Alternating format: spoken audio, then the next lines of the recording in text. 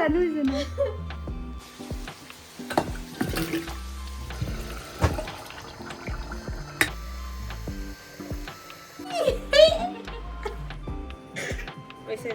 ঢুকিয়ে দিয়েছি, কাঁটাটা আটকে যায়। একটু বেশি করে ঝোল রাখছি, পাতলা টাইপ।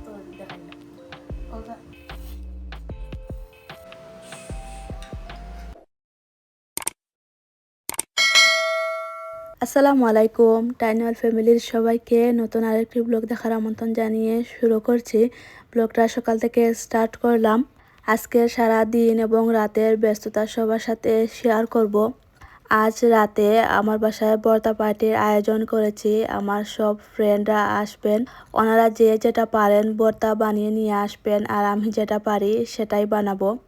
আমার জন্য সকালের নাস্তা তৈরি করছি। মাংসের তরকারি রান্না করা আছে আর ফ্রোজেন রুটি ফ্রাই করে নিয়েছি, আর এটা ছেলের জন্য খিচুড়ি বসাচ্ছি। আজকের বর্তা পার্টিটা আমার বোনের রিকোয়েস্টে করা। ওনার শরীরটা ভালো না, তো ওনার ইচ্ছা হচ্ছে যে অনেক ধরনের ভর্তা দিয়ে ভাত খাবেন। ওনাকে বললাম যে আমি তোমাকে ভর্তা বানিয়ে খাওয়াবো, কিন্তু উনি বলেন যে আমার উপর বেশি প্রেশার পড়ে যাবে, দুইটা বাচ্চা নিয়ে তো কিছু করতে পারবো না। তো ওনারা কিছু ভর্তা বানিয়ে আনবেন। বাচ্চাদের স্কুলও বন্ধ, তো দেখা যায় যে স্কুল খুলে গেলে সবাই সবার লাইফ নিয়ে ব্যস্ত, তেমন একটা দেখা হয় না। এই সামার টাইমে আমাদের ঘোরাঘুরি বা ফ্রেন্ডের সাথে আড্ডা দেওয়ার সময়। তো যেই দিনই ফ্রেন্ডের সাথে ঘরে বা বাহিরে যেখানে দেখা করতে যাই, সঙ্গে কিছু খাবার দাবার নেই, তো সেটাকে একটা নাম দিয়ে দিই আমরা, বর্তা পার্টি বা পিকনিক। এগুলা দেখে আবার অনেকের অনেক প্রশ্ন যে আরো কত কিছু করব। আসলে বিদেশে এটা সবাই করে, এটা স্বাভাবিক, অস্বাভাবিক কিছু না। তো বাংলাদেশে তো যখন বাসায় মেহমান আসেন অনেক আয়োজন করা হয়, বা বাহিরে গেলেও ফ্রেন্ডের সাথে দেখা করেন, তো সেটা কোনো নাম থাকে না। আর আমরা বিদেশে যারা আছে সেটার নাম দিয়ে দেই, সেই কারণেই প্রবলেম। নাস্তা করার পরে এখন ঘর দুয়ার ক্লিন করছি। ড্রয়িং রুম, তারপরে টেবিল রাতে কিছুটা গুছিয়ে রেখেছি, আর এখন ফাইনাল যে ক্লিনিং সেটাই করছি। প্রথমে রুমটা পরিষ্কার করে নিলাম। এখন আসলাম কিচেনে রান্না করার জন্যে, আর মেহমান আসার আগে আরও একটু ঘরদোর ক্লিন করব। এখন 100% ক্লিন করলেও ক্লিন থাকবে না, যেহেতু বাচ্চারা সারাদিন খেলাধুলা করবে। কালকে এইসব ভেজিটেবল এনেছিলাম শুটকি রান্না করার জন্যে। লাউ পাতাগুলা এত সুন্দর, দেখেই মনে হবে যে একটু শুটকি রান্না করে খাই। পাতলা শুটকির মধ্যে মুখি দিয়ে খেতে আমার অনেক বেশি ভালো লাগে। যেদিনই আমি মনে মনে ঠিক করি যে শুটকি রান্না করব, আমি সেই দিন বাইরে থেকে গিয়ে এই মুখি নিয়ে আসি। কচুর মুখি দিলে আলাদা একটা টেস্ট লাগে। আর আমাদের এখানে সব সময় এই বড় বড় কচুর মুখিগুলো পাওয়া যায়। এই তো আমি ক্লিন করে নিয়েছি, এখন ধুয়ে তারপরে বসিয়ে দিই। যেহেতু শুটকি রান্না করলে সারা বাসা শুটকির গন্ধ হয়ে যায়, তো আগে রান্না করে রেখে দিলে বাতাসে ঘর থেকে শুটকির গন্ধটা চলে যাবে। আজকে আমি যা যা রান্না করব সব কিছুই কেটে কুটে ধুয়ে নিয়েছি। আজকের ভর্তা অনুষ্ঠানে আমার তেমন একটা কষ্ট হয়নি, আমি খুবই কম আইটেম রান্না করেছি। রাতে ওনারা বলেছেন যে কি কি আনবেন, তো যা দিয়ে আমরা ভর্তা পার্টি করি বা ভর্তা পার্টির সময় বানানো হয়, ওনারা সব কিছুই নিয়ে আসবেন। তাই আমার আর এক্সট্রা করে বানাতে হবে না। এখানে বাচ্চাদের জন্য আলু দিয়ে মুরগির মাংস রান্না করেছি, আর এই জিঙ্গাগুলা ভাজি করব। এই নতুন মাটির বাসনে শুটকি রান্না করব, কিন্তু এটা একটু ছোটো সাইজের, আর শুটকির আইটেম অনেক বেশি হয়ে গিয়েছিল। পরে এটা চেঞ্জ করে বড় একটা হাঁড়ির মধ্যে রান্না করলাম। একটু বেশি করেই শুটকি রান্না করছি, যারা যারা আসবেন ওনাদের সঙ্গেও আমি বক্স করে দিয়ে দেবো। এটার মধ্যে শীতল শুটকি ঢুকিয়ে দিয়েছি, কাঁটাটা আটকে যাবে। তো শুটকি রান্না হয়ে গেছে, এটা দেখাই। এই যে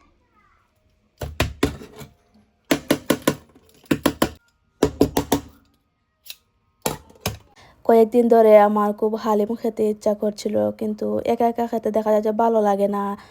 আর রান্না করলে তো বেশি করেই করতে হয়, অল্প বা একজনের জন্য তো আর রান্না করা যায় না। আজ রান্না করছি, সবাই মিলে খাবো, তো মাটির এই হাঁড়িতেই বসিয়ে দিলাম। হালিম মিক্সের যে প্যাকেট থাকে সেটার মধ্যে একটা মশলা আর একটা তো তাকে ডাল, তো ডালটা আমি 2 ঘন্টা আগেই ভিজিয়ে রেখেছি। আর এখন হচ্ছে পেঁয়াজ, রসুন, গরম মশলা ফ্রাই করে তারপরে মাংস দিয়েছি।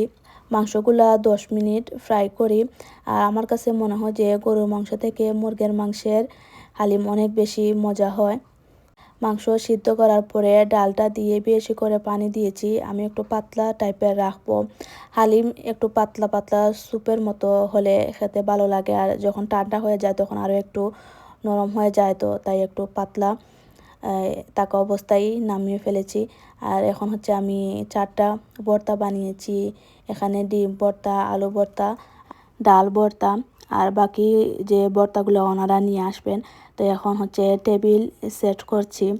টেবিলটা রাতেই আমি হালকা একটু ডেকোরেশন করে রেখেছিলাম।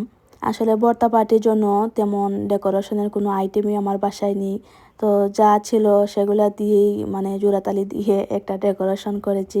তো সবার জন্য হচ্ছে ম্যাঙ্গো লাচ্ছি বানাচ্ছি, গরমের মধ্যে খেতে ভালো লাগবে।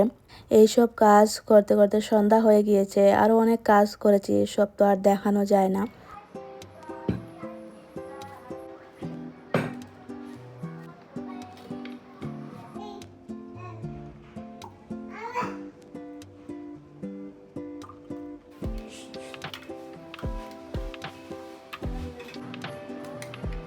তো তোমরা তারা বুঝা ডরাই না হয়ে গেছে আমি মারে রেস্ট করতে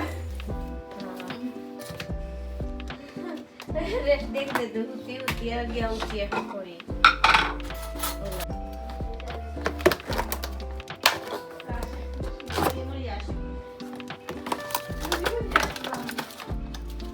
না দেড়াস না, এটা কইতা কইছলা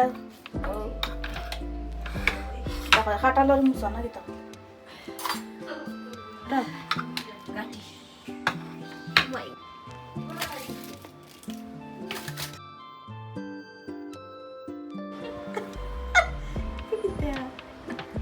গাটি এই তো আমাদের আজকের ভর্তা পার্টির আয়োজন। আর যারা কিনা বিদেশে থাকেন, যারা যারা ভর্তা পার্টি করে ফেলেছেন অবশ্যই কমেন্ট করে যাবেন। আমি তো ব্লগ করি, সেই কারণেই হচ্ছে দেখাই, কিন্তু অনেকেই আছেন এভাবে ফ্রেন্ডদের সাথে বাহিরে গিয়ে হচ্ছেন ওনারা বসে খান। বাহিরে আসলে আমার তেমন একটা ভালো লাগে না, কারণ বাচ্চাদের নিয়ে শান্তি পাই না। ওরা দুষ্টামি করে, তো ওদেরকে দেখবো নাকি এনজয় করব, সেই কারণে হচ্ছে আমার মনে হয় বাসায় করলে আমরাও এনজয় করলাম আর বাচ্চারাও ঘরে শান্তি মতো থাকে।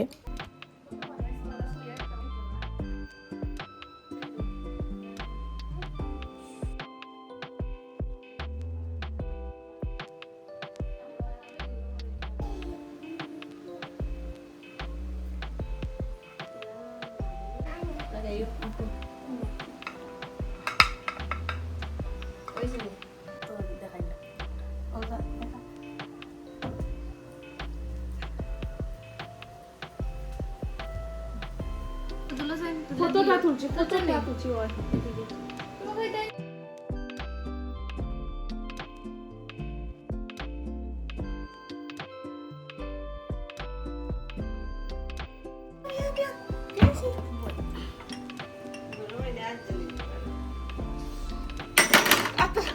লাগানো হয়েছে না।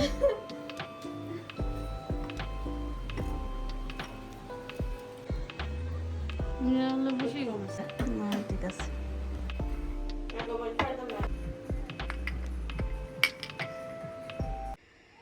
এই তো ওনারা চলে গেছেন, তো আমি একটু রেস্ট করলাম। তারপরে কিচেন, ড্রয়িং রুম সব ক্লিন করেছি, টেবিল ম্যাটগুলো ধুয়ে দিলাম।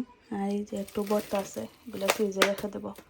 আর আমাদের সঙ্গে কিছু দিয়েছি, ফ্রিজে রেখে দিলে ভালো থাকে, নর্মাল ফ্রিজে হালকা দুপুরে খেয়ে নেবো।